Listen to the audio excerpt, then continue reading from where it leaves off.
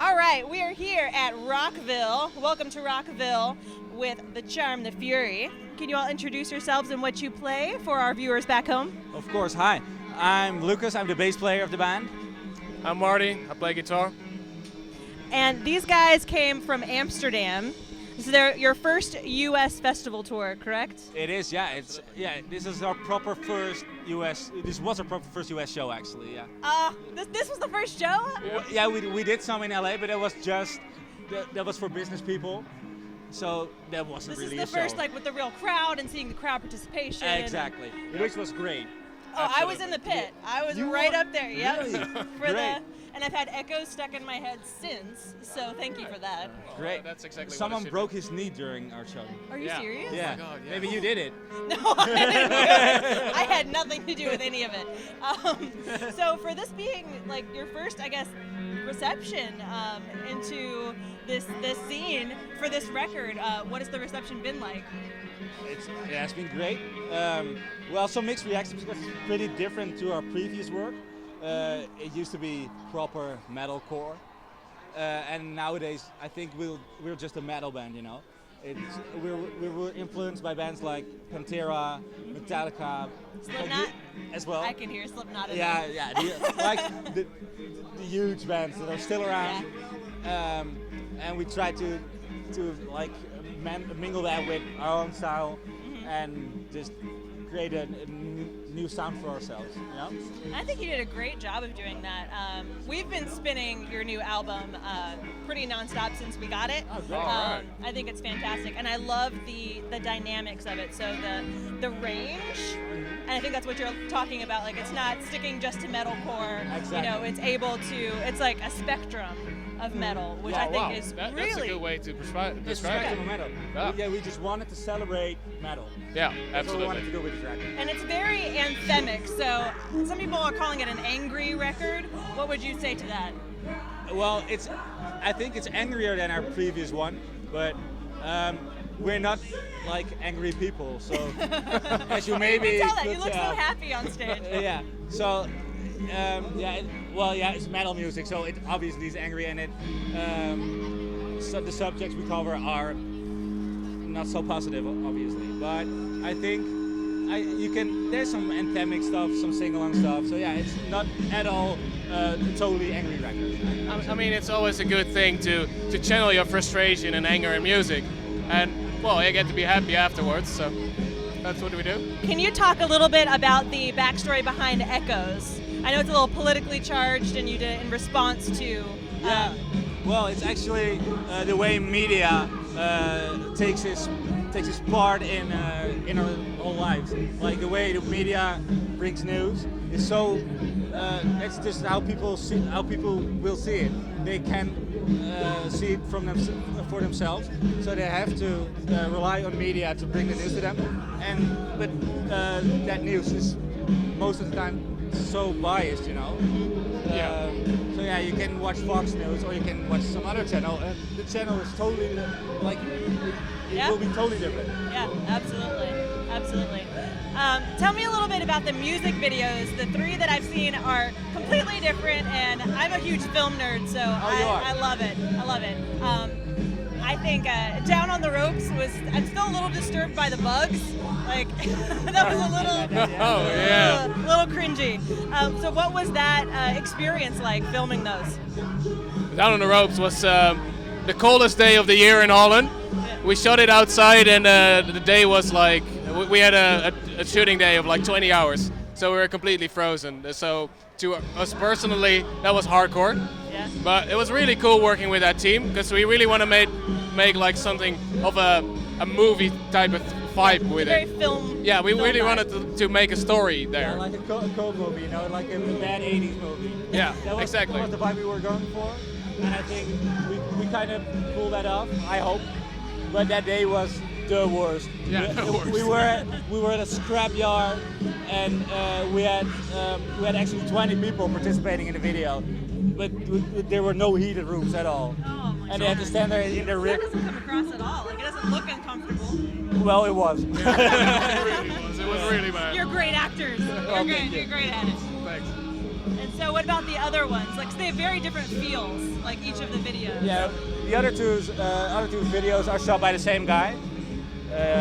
His company is called Set Vaxi, and we work with them a lot.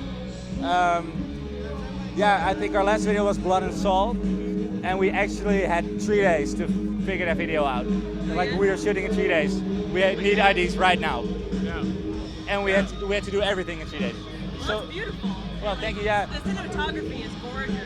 Yeah, he's great. Yeah, that guy. He's really good. He definitely saved our ass there. Yeah. And the other video for Echoes, he actually isn't in it. He wasn't in the band back then. We just had one guitar player. So we shot that video almost 2 years ago, and it just yeah, we didn't release it for years because the record wasn't done yet. Right. So we had to wait, and it was a bit awkward because there's a guitar player short. But I think no one actually noticed. Only very few people did. I kind of liked it. I was like, yeah, this is how important my role in the band is. Thank you so much. So it's all right. We have the technology. We can superimpose you in there. Yeah. There we go. Let's not do that. That's the secondary cut. So what do you hope that listeners take away from your album? I mostly hope they will just enjoy it. I don't think, yeah, we have some kind of message, but it's not the most important that people will get it or something. I hope that they will mainly enjoy the music, and if they get the message, if we plan some ideas in that, that's great. But it's not like our goal or something. No, I mean there are definitely some political and personal issues on the lyrical end of it, but this record is all about just a celebration for metal and enjoying a metal record and trying to create a record that you can listen over and over again for years to come. Well, mission That was the idea. accomplished because, like, even on the way here, I'm like motioning Christy. We listened to the album at least 3 or 4 times. Really? That's Kind great. of discovering something new each time because we're in a band and Christy is very jealous of Caroline's vocals, and so she was like, "It's so amazing, like how she's gonna make a face at me." Like her vocal prowess is like unmatched. It's amazing. Actually, I think anyone can do that with the right training and everything like that. Yeah. Even every woman can scream like that. Yeah, absolutely. I can do it for little bits, but not nearly as long. Yeah, she still has vocal lessons and stuff like that, so she needs to keep it up as well. But I think everyone could do it if they But try hard enough. It's hard work, and she definitely put a lot of effort into practice. So Oh, yeah, absolutely. It's a constant every day. Yeah. Yeah. yeah, retarded vocal practices every day, every morning, every night. We get them every day. You're like, Yeah. Yeah. A question. That's so annoying. All Matt, that you do that shit. too. Before the show, after the show, before she goes to sleep, after she wakes up. Immediately when she wakes up. Yeah. Jesus. Hey, it's a good habit to get Absolutely. It is. Encourage it. Do it. into. Based on the subject matter that you all cover, what do you think that the social media of today's day and age, the effect that it has on bands? Like, how do you feel it affects the music? A lot. It's just your main door to the world, I think. It used to be selling records and maybe do some signing sessions in record stores, and now you just do a post on Facebook and you'll reach thousands of people. And when they can share it and it can go viral, so I think social media is a great outlet for bands. But it's also hard to get your face out there because everyone does it, obviously.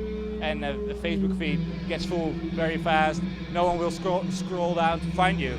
So you need to get out there. You need to pay for advertisements. That sucks, but yeah, you kind of need to do it.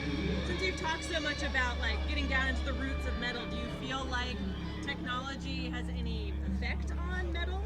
Yeah. Definitely has. Like recording has become so easy now. Everyone can make a record in his bedroom. Yeah. With the right, it just you need gear for a couple of $100 and you're ready to go. So yeah, that changed a lot. That in itself is also a challenge for metal as well, because there are a shit ton more records right now than there were 20 years ago. And I guess it's always a good thing to have a big team in on your music and people reflecting on it, just getting deeper and deeper into it.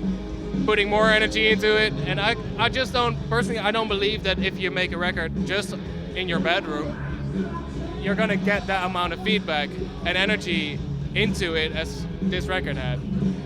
I mean, it's a different quality in that sense, in my opinion. But mainly, I think it's a good thing we have the technology now to do it. Yeah, absolutely. Just Yeah. how you use it. Yeah, exactly. That's the thing.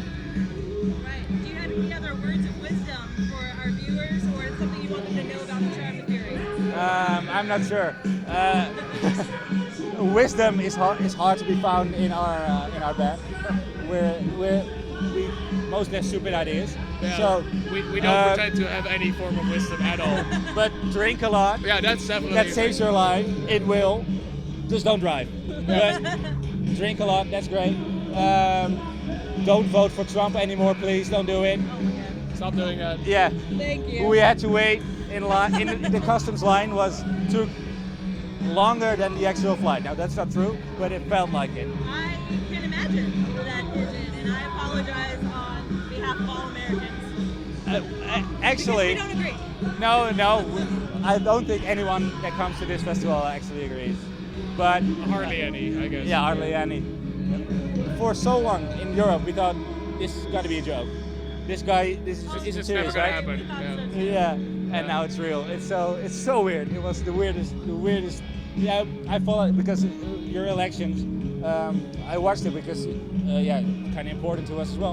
And it was like 3 at night, at me, and then it was, Trump is winning. He's winning. Oh, fuck that shit. So we're like, I'm going to sleep. I don't want to witness this. So yeah, well, good job, guys. Well done. Well, we hope you'll come back anyway. We will. Well, if we're allowed to. Yeah. We'll smuggle you in, don't worry about it. All right, cool. All right. So thank you again so much for taking the time to talk to us. Yeah, thank Have you. a great rest of your U.S. tour, and we hope that you come back soon. We will. Thank you. Cheers. Thank you.